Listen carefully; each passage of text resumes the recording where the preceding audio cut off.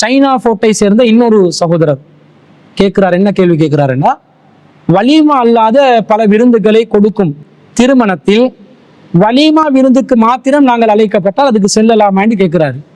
அதாவது சில பேர் என்ன பண்றாங்கன்னா, கல்யாணம் என்ற பேர்ல கண்ட நின்ற மாதிரி விருந்து வைக்கிறாங்க. திருமணத்துக்கு முன்பதாக விசிட்டிங் என்ற சாப்பாட்டுல ஒரு சாப்பாடு போடுறாங்க. அதே மாதிரி 2ஆம் நாள் மாப்பிள்ளை வீட்டார்கள் எல்லாம் நண்பர்கள் எல்லாம் சேர்த்து அவங்க பேச்சலர் பார்ட்டி என்ற ஒரு சாப்பாடு கொடுக்குறாங்க. பெண் வீட்டு தரப்பு என்ன செய்வாங்கன்னு சொன்னா, பிரைட் டு பி என்று சொல்லி ஒரு பெண்கள் எல்லாம் சேர்ந்து பொண்ணூட்டு சாப்பாடு என்று தனியா அது வேற குமரு பிள்ளைகள் எல்லாம் சேர்ந்து ஒரு சாப்பாடு கொடுக்குறாங்க.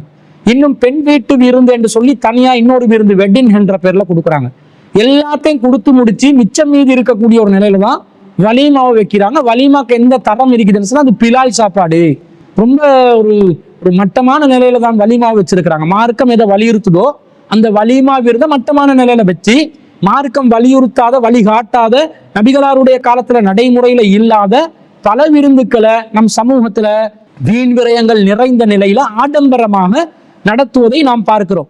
இந்த விஷயத்துல இப்படியெல்லாம் மார்க்கத்துக்கு முரணான காரியங்கள்ல ஈடுபடுறாங்க. இதுகளுக்கு நாங்க கலந்து கொள்ளாம வலிமாக்கு மட்டும் எங்களை கூப்பிடுறாங்க. அந்த நேரத்துல நாங்க வலிமா விருந்துக்கு பங்கு பெறலாமா, அல்லது இந்த விஷயங்கள் எல்லாம் அவங்க முரண்பட்டு நடந்ததுனால வலிமாவையும் புறக்கணிக்க வேண்டுமான்னு கேட்கிறாங்க.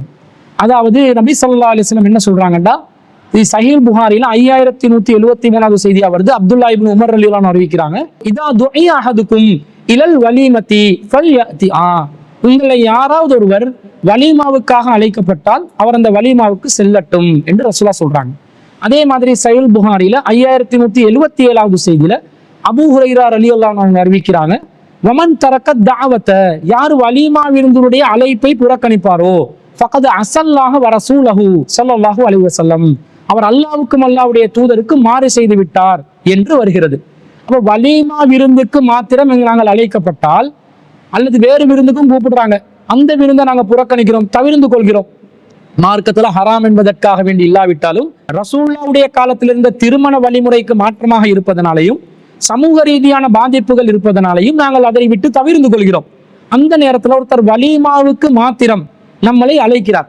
அப்படி அழைக்கும் பொழுது அந்த வலிமாவுக்கு போகணுமான்னு கேட்டா இந்த ஹதீஸ் என்ன சொல்லுது, அல்லாஹ்வை மறுமை நாளையும் நம்புபவர் வலிமா விருந்து அழைப்பை ஏற்றுக்கொண்டு செல்லட்டும் என்று அல்லாஹ்வின் தூதர் ஸல்லல்லாஹு அலைஹி வஸல்லம் சொல்றாங்க. அப்ப வலிமா விருந்து அழைப்பு வந்தால் நாங்க போகணும். எப்படிப்பட்ட வலிமா விருந்தா இருக்கணும்? அந்த வலிமா விருந்துல ஆடம்பரம் இருக்கக்கூடாது. அந்த வலிமா விருந்துல ஆண் பெண்கள் சகஜமாக கலந்து ஆபாசமாக மஹ்ரம் அஜ்னபி பேணாம ஔரத்துகள் தென்படக்கூடிய விதத்தில் இருக்கக்கூடாது. ஆடல் பாடல்கள் மார்க்கத்துக்கு முரணான இசை கருவிகள் பயன்படுத்துற ஒரு நிலை இருக்கக்கூடாது. அதே போல மது பரிமாற்றம் நடக்கக்கூடிய ஒரு விருந்தாக இருக்கக்கூடாது. இன்னும் பல ஷிர்க் பித்அத்துகள் நடக்கக்கூடிய ஒரு நிலையா இருக்கக்கூடாது. இது போன்ற நிகழ்வுகள் இல்லாத நிலையில் ஒரு வலிமாவை நபி வழிப்படி நடத்துவாங்கன்னு சொன்னா, அதற்கு முன்பதாக பெண் வீட்டு விருந்து கொடுத்திருந்தாலும், அதுக்கு முன்பதாக பேச்சலர் பார்ட்டி கொடுத்திருந்தாலும், பிரைட் டு பி கொடுத்திருந்தாலும், அவங்க என்ன நாசமா போற ஒரு காரியத்துல ஈடுபட்டு இருந்தாலும் இந்த வலிமா என்ற விஷயத்திலே நம்மளை அழைக்கிறதுனால அதுக்கு மட்டும் செல்லலாம்.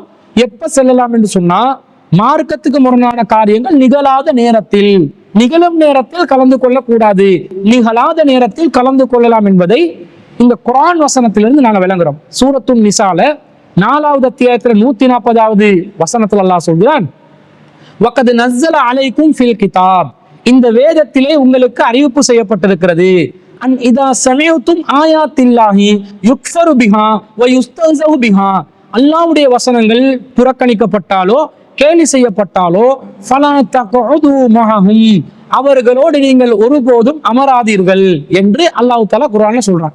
அப்ப இந்த வசனத்துல அல்லாஹ்வோட வசனம் கேலி செய்யப்படும் போது, அல்லாஹ்வோட வசனம் புறக்கணிக்கப்படும் போது, மார்க்கத்துல இசை ஹராம் என்று இருக்குது, அவங்க இசை கச்சேரி நடத்துறாங்க, அல்லாஹ்வோட வசனம் கேலி செய்யப்படுது, மறுக்கப்படுகிறது. அப்ப அதுல கலந்து கொள்ள முடியுமா? கலந்து கொள்ள முடியாது. மார்க்கத்துல சீதனம் கூடாது என்று இருக்குது, அவங்க சீதனம் பரிமாறுற ஒரு சபையாக அந்த வலிமா விருந்து அமைத்துக் கொண்டிருக்கிறார்கள். போகலாமா? போக முடியாது என்றால் கேலி செய்யப்படுகிறது. மார்க்கத்துல மது தடை செய்யப்பட்டிருக்கிறது, ஆனா இளைஞர்கள் சேர்ந்து மதுபானம் அருந்துகிறார்கள். போகலாமா? போக முடியாது. காரணம், அல் குர்ஆன் வசனம் மறுக்கப்படுகிறது, அல் குர்ஆன் வசனம் கேலி செய்யப்படுகிறது. இப்படி மார்க்கத்துக்கு முரணாக பெண்களை அலங்கார பொருட்களாக காட்சிப்படுத்தி அவர்களுடைய ஜீனத்தை வெளிப்படுத்தி, ஆண்களும் பெண்களும் கலப்படமாக தங்களுடைய ஜீனத்துகளை வெளிப்படுத்தி கொண்டு ஒரு வலீமா விருந்துல காட்சி அளிப்பார்கள் என்று சொன்னா, அங்கே அல்லாஹ்வுடைய வசனம் கேலி செய்யப்படுகிறது, அல்லாஹ்வுடைய வசனம் மறுக்கப்படுகிறது. எனவே கலந்து கொள்ளலாம். அப்ப இப்படி நடந்தா ஒருபோதுமே கலந்து கொள்ள முடியாதா என்று கேட்டால், அத்தா யஹூலு ஃபி ஹதீஸின் கைரிஹி, அவர்கள் இது வல்லாத வேற செய்திகளில் மூழ்கும் வரைக்கும் கலந்து கொள்ளாதீர்கள். மொத்தமாவே அல்லாஹ் கலந்து கொள்ள வேணாம் என்று சொல்லல. இவங்க மார்க்கத்துக்கு முரணா நடத்துற காரியங்கள்ல நாங்கள் கலந்து கொள்ள கூடாது. மார்க்கத்துக்கு முரண் இல்லாமல் நடத்துவார்கள் என்று சொன்னால், அப்படிப்பட்ட சுத்தமான நிலையில் நடத்துகின்ற வலீமா விருந்தில் நாங்கள் கலந்து கொள்ளலாம். அப்ப பெண் வீட்டு விருந்து கொடுத்தா அது மார்க்கத்துல வழிகாட்டப்பட்டோம் இல்லை. அதே நேரத்தில் பேச்சுலர் பார்ட்டி கொடுத்தா மார்க்கத்துல வழிகாட்டப்பட்டும் இல்லை. அவங்க சமூக ரீதியான ஒரு பாதிப்பை ஏற்படுத்துகிறார்கள், அதுல நாங்கள் தவிர்ந்து கொள்கிறோம். இன்னும் பல நிகழ்வுகளை திருமணம் என்ற பெயர்ல நிகழ்த்துகிறார்கள். இந்த நேரத்துல நாங்க அதுகளுக்கு கலந்து கொள்ளல, வலீமாக்கு மட்டும் கலந்து கொள்கிறோம். அப்ப வலீமால மார்க்கத்துக்கு முரண் இல்லாம நடந்தா கலந்து கொள்ளலாம். அவங்க வேற செய்திகள்ல மூழ்கும் வரைக்கும் நீங்கள் கலந்து கொள்ளாதீர்கள் என்று சொன்னா, அவங்க மார்க்கத்துக்கு முரணாக நடக்குகின்ற நேரத்தில் கலந்து கொள்ளாமல், மார்க்கத்துக்கு உட்பட்டு அல்லாஹ்வுடைய வசனங்களை கேலி செய்யாமல், அல்லாஹ்வுடைய வசனங்களை மறுக்காம அவர்கள் நடந்து கொள்ளும் நேரத்தில் நாங்க கலந்து கொள்ளலாம் என்று வருது. அப்ப வலீமாவை சரியா கொடுத்தா கலந்து கொள்ளலாம். ஒரே வலீமால ரெண்டா செய்யறாங்க.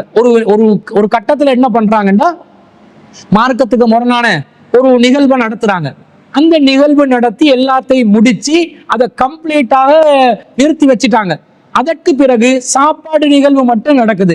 இந்த நேரத்துல கலந்து கொள்ளலாம் என்று கேட்டா, மார்க்கத்துக்கு முரணான விஷயம் நடக்கும் போது அல்லாஹ் கலந்து கொள்ள வேண்டாம் என்றார். ஃபலா தக்உது மாஹும், அவர்களுடன் நீங்கள் கலந்து கொள்ளாதீர்கள். மார்க்கத்துக்கு முரணா நடக்குது, வசனம் கேலி செய்யப்படுது, மறுக்கப்படுது. ஹத்தா யஹூலு ஃபி ஹதீஸின் கைரிஹி, அவர்கள் வேறு செய்திகளில் ஈடுபடும் வரைக்கும். அவன் மார்க்கத்துக்கு முரணா செய்யும் போது நாங்க கலந்து கொள்ளாம, சாப்பாடை மட்டும் கொடுக்குறாங்களா, அந்த நேரத்துல மார்க்கத்துக்கு முரணா எதுவுமே நடக்கலையா, அப்ப போய் கலந்து கொண்டு சாப்பாடை சாப்பிட்டுட்டு வருவதற்கு இந்த வசனம் நமக்கு அனுமதி தருகிறது. அல்லாவே ஒரு விஷயத்துல ரெண்டா பிரிச்சு முரணில் கலந்து கொள்ளாதீர்கள், நல்லதில் கலந்து கொள்ளுங்கள் என்று அல்லாஹ் சொல்லும் பொழுது நாங்க மொத்தமாக அதை புறக்கணிக்கணும் என்று சொல்வதற்கு எந்த ஒரு முகாந்திரமும் இல்லை. அல்லாஹ்வை மிஞ்சின ஒரு மார்க்கத்தை நமக்கு செயல்படுத்த முடியாது. அல்லாஹ் தான் நமக்கு வழிகாட்டுறான்.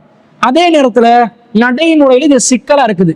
எப்ப இசை கச்சேரி போடுவான், எப்ப மார்க்கத்துக்கு போறனா ஃபாத்தியாவை போடுவான், எப்ப ஃபாத்தியாவை ஓதுவான், எப்ப கூட்டு துவாவை ஓதுவான், எப்ப என்ன மாதிரி கலப்படம் இல்லாம பிரிச்சு வச்சிருக்கிறாங்க, எப்பதான் அலங்காரங்களை வெளிப்படுத்தி கொண்டு பெண்கள் ஒரு சபைக்கு நுழைஞ்சிருவாங்க என்றது நடைமுறையில நமக்கு பிரிச்சு அறிய முடியாத அளவுக்கு சந்தேகத்துக்குரிய ஒரு நிலையில் இருக்கும் என்றால், அந்த சந்தேகத்திலிருந்து நாங்கள் விலகி கொள்ளலாம்.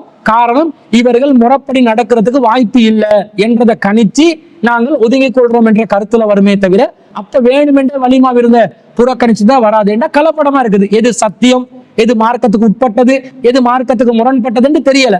இந்த நேரத்துல மார்க்கத்துக்கு முரண்பட்ட காரியங்கள், உட்பட்ட காரியங்கள் பிரிச்சறிய முடியாத சூழ்நிலையில நாங்கள் முற்றிலும் தவிர்ந்து கொள்வதுதான் நம்முடைய ஈமானுக்கு பாதுகாப்பா இருக்கிறது என்பதும் நடைமுறை சிக்கலை நாங்கள் தவிர்ந்து கொள்வதற்காக ஒரு விளக்கமாக விளங்கி கொள்ளலாம்.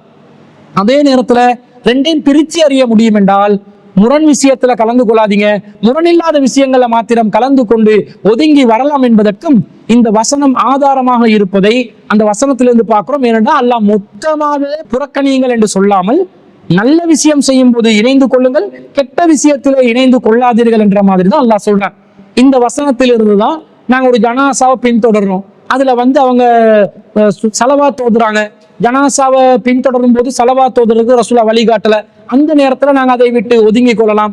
திரும்ப தொழுகை நடத்துறாங்க, தொழுகை நடத்தும் போது அதுக்கு மார்க்கத்துக்கு முரணான காரியம் நடக்கலைன்னா தொழுகையில கலந்து கொள்ளலாம். அதே நேரத்துல திரும்ப அடக்கம் செய்யும் போது தல்கீன் ஓதுறாங்க, அந்த நேரத்துல அந்த சபையை புறக்கணிக்கலாம். இப்படி எதில மார்க்கத்துக்கு உட்பட்டு செய்யறாங்களோ அதுல கலந்து கொள்வதற்கும், மார்க்கத்துக்கு முரணா செய்யறாங்களோ அதுல விலகுவதற்கும் இந்த வசனமே தான் ஆதாரமா இருக்குது. இது ஜனாசா விஷயத்துக்கும் பொருந்தும், அதே நேரத்துல ஒரு திருமண விருந்துக்கும் பொருந்தும் என்பதை நாங்கள் விளங்கிக் கொள்ள வேண்டும். எனவே பெண் வீட்டு விருந்து எதை கொடுத்திருந்தாலும் எங்களை வலிமாக்கு என்று கூப்பிட்டா நாங்க வலிமாக்கு மட்டும் போயிட்டு வர்றதுக்கு அனுமதி இருக்குது. ரசூலுல்லாஹ் அல்லாஹ்வை மறுமை நாள் நம்பினவங்க போங்கன்றாங்க. அதுக்கு நாங்க அந்த கட்டளைக்கு இணங்கி நாங்கள் செல்ல வேண்டும். அப்படி செல்லும் வலிமா விருந்துல மார்க்கத்துக்கு முரணா கலப்படமா நடக்கிற நேரத்துல நாங்கள் ஒதுங்கி கொள்ள வேண்டும். மார்க்கத்துக்கு உட்பட்டு நடந்தால் கலந்து கொள்ள வேண்டும். மார்க்கத்துக்கு உட்பட்டும் இல்லாமலும் முரண்பட்டும் என்று கலப்படமான சூழ்நிலையில நமக்கு நடைமுறையில அறிந்து கொள்ள முடியாத ஒரு நிலையில இருக்கும் என்றால் பேணுதலுக்காக வேண்டிய அந்த சந்தேகமான நிலையிலிருந்து நாங்கள் முற்றிலும் முழுதாக ஒதுங்கிக் கொள்ள வேண்டும் என்பதுதான் அந்த சகோதரருக்கு இதற்கான பதிலாக நாங்கள் பதிவு செய்து கொள்கிறோம்.